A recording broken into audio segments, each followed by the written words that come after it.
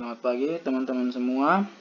Kembali lagi kita untuk dalam perkuliahan K3 dan Hukum Ketenagakerjaan.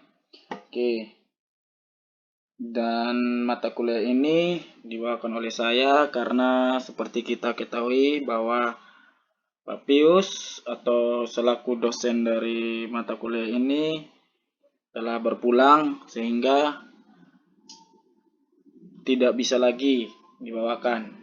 Oke, jadi ini pertemuan pertama saya dan ini pembahasan yang akan saya bawa. Kemungkinan saya tidak tahu teman-teman dengan almarhum itu sudah sampai mana atau sudah diajarkan seperti apa tentang K3 dan hukum ketenagakerjaan ini. Itu pun saya belum tahu. Jadi kemungkinan mungkin apa yang saya bawakan sudah pernah dibawakan. Dan selama ini juga kita terkendala karena mungkin ada beberapa masalah terkait dengan yang terjadi di Kota Kupang, yaitu masalah-masalah seperti kemarin bencana alam sehingga sinyal juga masih kurang baik. Hari ini saya akan mengajar mungkin tentang sejarah dari K3 dan pengertian dan undang-undang yang mengatur tentang K3 itu sendiri. Nanti di pembahasan selanjutnya baru dibahas lebih lengkap lagi. Oke, kita mulai. Yang pertama dari sejarah K3 sendiri. Jadi K3 ini bukan hal yang baru di Indonesia ya. Dia sudah lama ada di Indonesia dan itu sudah dikenal sejak era ke-17 atau abad ke-17 ya.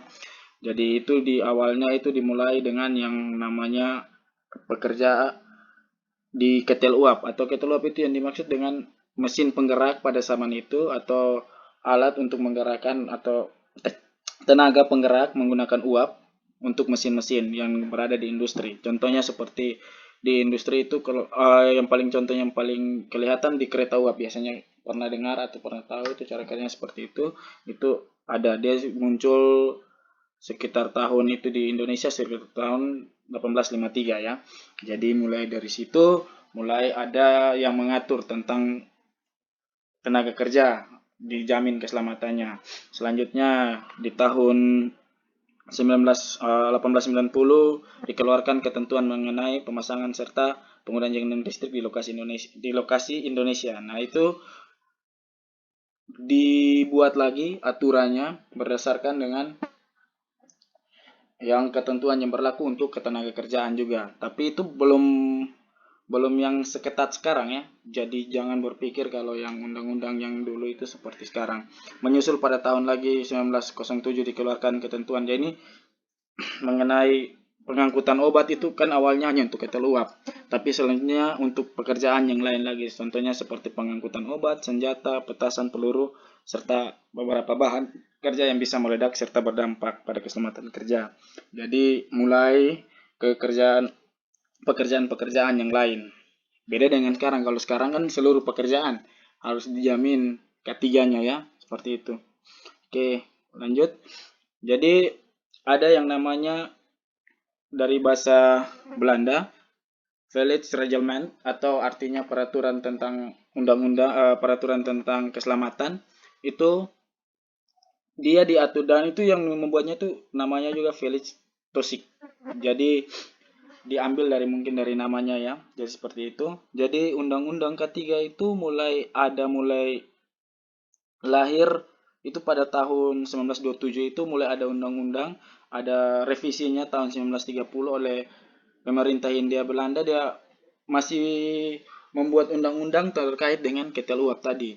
Masih tentang industri yang di ketel uap. Jadi dia masih terpaku di dalam satu pekerjaan saja, belum di pekerjaan-pekerjaan yang lain. Padahal pekerjaan yang lain juga mempunyai risiko. Jadi undang-undangnya itu dibuat tapi tidak untuk seluruh pekerjaan seperti itu ya. Jadi undang-undangnya masih lemah. Seperti itu. Lanjut. Nah, sedang di tahun 1970 Undang-Undang Nomor 1 mengenai Keselamatan Kerja dibuat. Jadi Undang-Undang Nomor 1 tahun 1970 itu undang-undang yang kita pakai sampai sekarang. Nah, undang-undang di situ hanya menyebutkan tentang keselamatan kerja, tapi belum ada kesehatan. Di situ hanya tentang keselamatan kerja. Jadi di situ yang dilihat kan, tapi kalau dari K3 sendiri yang kita tahu adalah keselamatan dan keselamatan kesehatan kerja. Keselamatan dan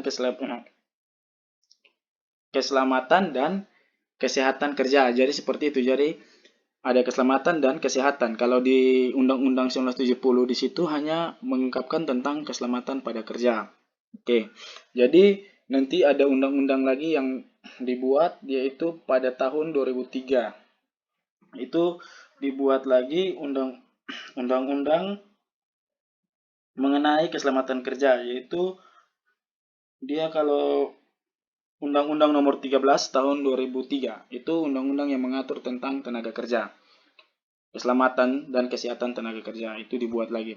Jadi pada intinya K3 ini bukan hal baru, sudah ada sejak dulu kala di Indonesia dari tahun 1953 itu sudah dikenal, cuman masih lemah, belum seperti sekarang undang-undangnya itu. Oke, mungkin ini sejarah singkatnya seperti itu.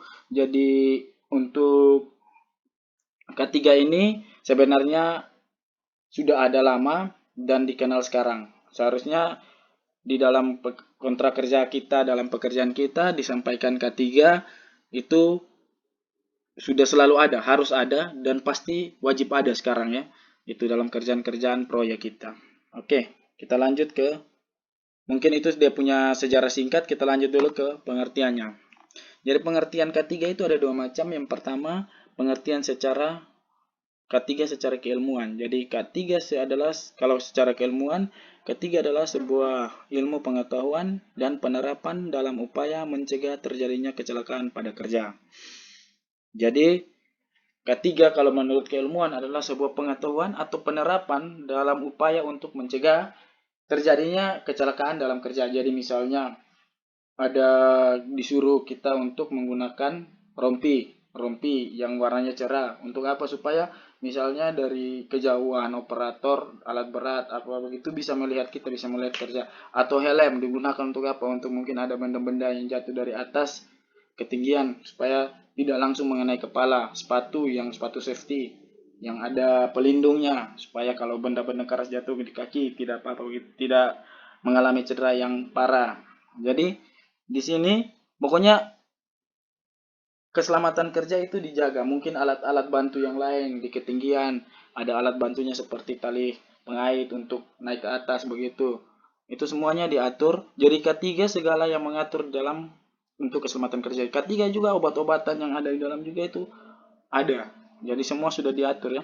Jadi misalnya untuk keselamatan kerja itu dan kesejahteraan manusia yang bekerja.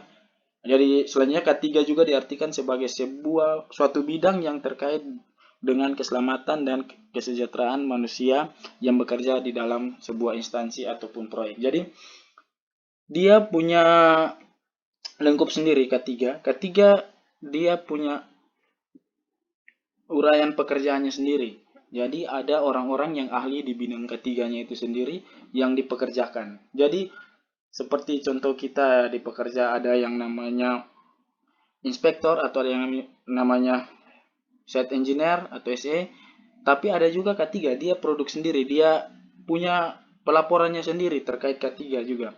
Jadi dia sebenarnya satu kesatuan dalam sebuah proyek, tapi dia punya pengurusan manajemennya sendiri yang diatur sendiri. Oke, selanjutnya ada pengertian secara filosofi. Jadi secara filosofi, K3 dapat juga diartikan sebuah pemikiran atau upaya menjamin keutuhan kemampuan jasmani maupun rohani, baik untuk tenaga kerja. Jadi di sini dia tidak menjamin hanya untuk jasmani saja, tapi rohani pun dijamin. Jadi misalnya kalau kita berpengaruh kan ada di situ yang namanya keselamatan dan kesehatan. Keselamatan mungkin hal yang langsung terjadi. Kalau kesehatan mungkin bisa yang jangka panjang. Jadi dicegah supaya jangan terjadinya ada di keselamatan kita dijaga, kesehatan kita pun dijaga. Dan itu untuk kemampuan jasmani maupun rohani kita untuk tenaga kerja. Kira-kira seperti itu pengertian secara filosofi. Selanjutnya, nah ini ada berdasarkan Undang-Undang Keselamatan Kerja atau ini Keselamatan, Kesehatan dan Kesehatan Kerja atau K3 yang ada, maka dibuat peraturan pemerintah yang mengatur K3 itu PP nomor 50 tahun 2012. Jadi isi peraturan pemerintah ini dia mengatur tentang K3 dan di situ semua yang berhubungan dengan tenaga kerja, berhubungan dengan eh, keselamatan kerja atau kesehatan kerja di dalamnya sudah diatur di dalam PP ini. Jadi ini peraturan pemerintah.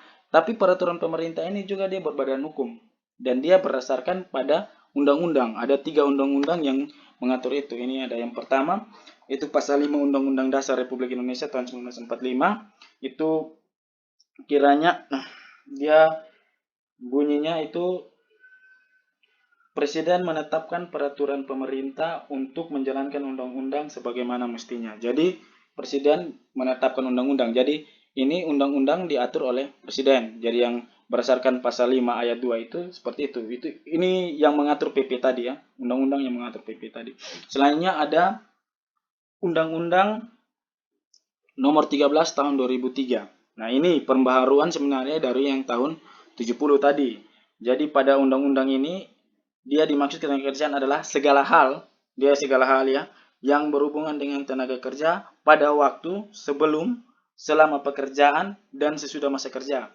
Jadi dia mengatur tidak hanya pada pekerjaan saja, tapi sebelum itu juga sudah diatur dan setelahnya juga setelah pekerjaan selesai juga menjamin kesehatan dari para pekerja. Karena di situ ada kalau keselamatan oke itu dia hanya berlaku di dalam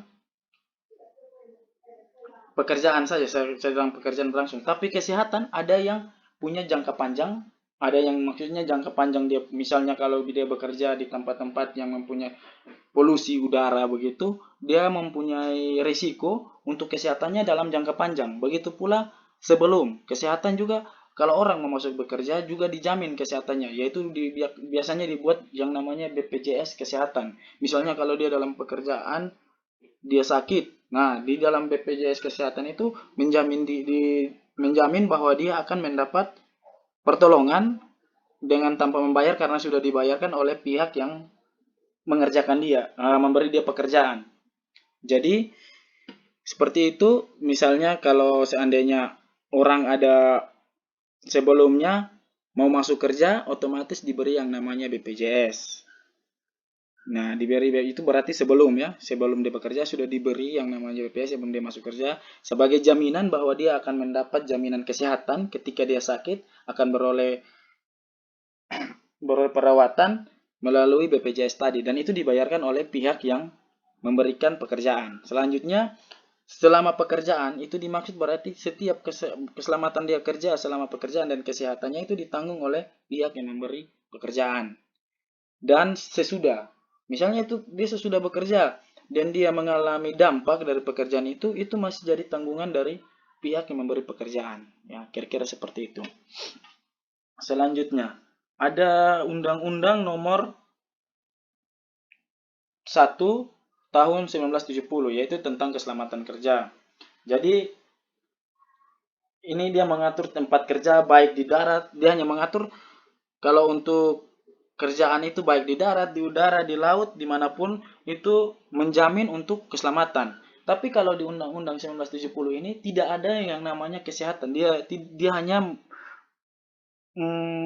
tentang keselamatan kerja, tapi tidak ada menjamin tentang kesehatan. Makanya dibuat lagi revisinya itu yang tahun 2003 itu. Tentang ditambahkannya lagi itu tentang masalah keselamatan kesehatan. Kalau di Undang-Undang Nomor 1 tahun 70 itu hanya bicara tentang keselamatan kerja ketika dia dalam pekerjaan. Nah, itu kurangnya di situ karena dia tidak menjamin sebelum dan sesudah pekerjaan, tapi dia hanya menjamin selama pekerjaan berlangsung. Maka dibuat lagi Undang-Undang Nomor 13 tahun 2003 yang mengatur lagi tentang tenaga kerja. Ada undang-undang yang baru lagi yang nanti mungkin akan saya bahas di lain waktu. Undang-undang yang sekarang lagi booming itu undang-undang tentang tenaga kerja juga yang terbaru, peraturan pemerintah yang baru disahkan. Nanti saya bahas di pertemuan selanjutnya ya. Oke, kita lanjut. Ini selanjut ada penyebutan dari K3. Penyebutan dari K3 yang benar. Jadi berdasarkan PP nomor 50 tahun 2012 pasal 1 ayat 2 itu keselamatan dan kesehatan kerja yang selanjutnya disingkat K3. Jadi ingat, kata-kata itu jangan kita kalau orang teknik kita ditanya Apa itu K3? Jangan kita bilang keterampilan lah, apa segala macam, tapi kita harus tahu keselamatan dan kesehatan. Ingat, yang pertama adalah keselamatan duluan baru kesehatan. Jadi begini ya, kalau misalnya saya bicara tadi dampak, kalau misalnya orang dia kerja di lapangan, orang kerja dia kerja di lapangan, tiba-tiba ada material yang jatuh karena di kepala, kan dampaknya itu langsung terasa sekarang, dan itu disebut keselamatan yang harus dijaga. Tapi kalau kesehatan biasanya itu dia setelah dia bekerja ada masalah, ada misalnya ada polusi, misalnya dia bekerja di tempat yang mempunyai polusi udara yang tinggi, otomatis dia kesehatannya terganggu dan tidak berdampak saat dia bekerja, bisa saja setelah dia bekerja. Jadi maka itu dibuat kata-kata itu keselamatannya duluan baru kesehatan.